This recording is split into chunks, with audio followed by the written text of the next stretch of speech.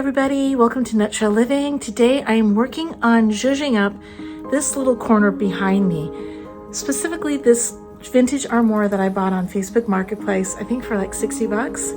And I painted it really quickly. It wasn't exactly the color that I wanted, but it was color that I had. Does that make sense?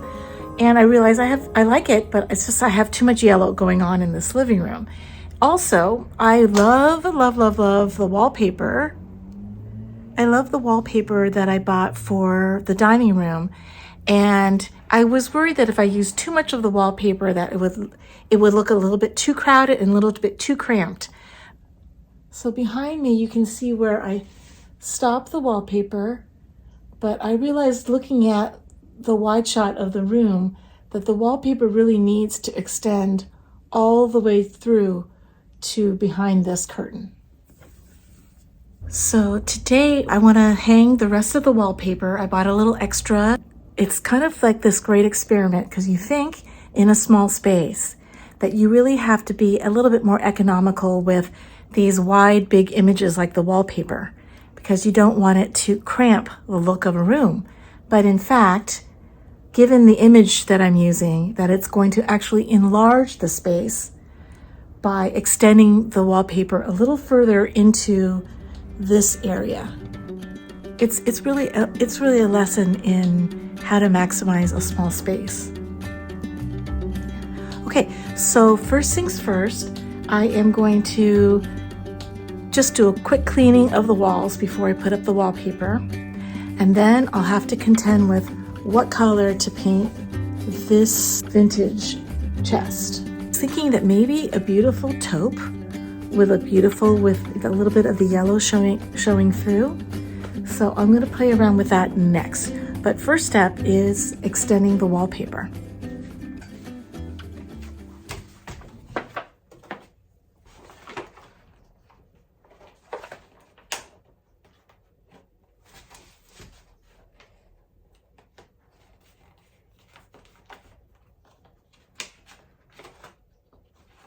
Because I'm usually installing wallpaper by myself, all I do is I peel the backing off only a little bit at a time. So I would say between 6 and 12 inches at a time. I peel back the backing, use my little brayer to make sure all of the bubbles are out, and then once that makes contact with the wall, then I unpeel the backing another foot. Not all peel and stick wallpaper is the same, and this company has the perfect amount of adhesion and weight. Sometimes you get wallpaper that is so thin that it's impossible to get all the wrinkles out, but this is not the case. I also know that people get worried about wallpaper on imperfect walls. These walls that I'm working with are not perfect. But my wallpaper has stayed in place after all these years.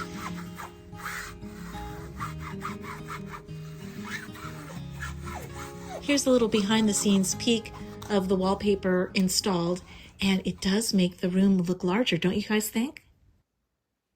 Now let's talk about painting the armoire. Here are the two colors that I'm going to be working with on this pantry armoire makeover. So I'm going to use two colors, one as a base and the other on top, and I'm going to distress just the edges to let the base come through. Wait, stop, hold everything. Time for a paint pivot. This paint combo did not look good. It was more farmhouse than coastal chic. So I decided to paint the entire armoire with Annie Sloan chalk paint in the color Cocoa, which is sort of like a brown gray. I've had this a while in my toolkit. It's the Annie Sloan white wax. It's the white wax, not clear wax. I've never used it. And I'm going to put the white wax layer all over the furniture fronts, let it sit for about a minute, and then I'm going to wipe off the excess.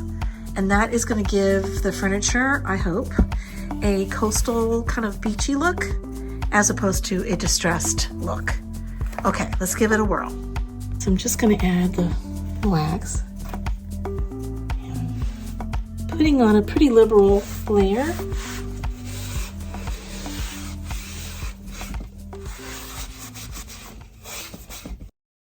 I'm going to leave the white wax on for about a minute before I wipe it off. And remember, the white wax is buildable. So if you want a more whitewashed look, you can add another layer.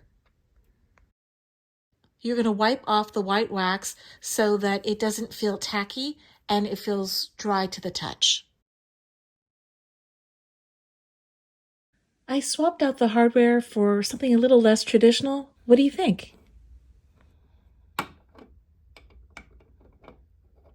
So here is my white waxed armoire, painted in Annie Sloan chalk paint in the color Cocoa. Let me know what you think. I was going for a simpler look in the dining area, so I decided ultimately to remove the top crown molding piece, and it's in storage for now.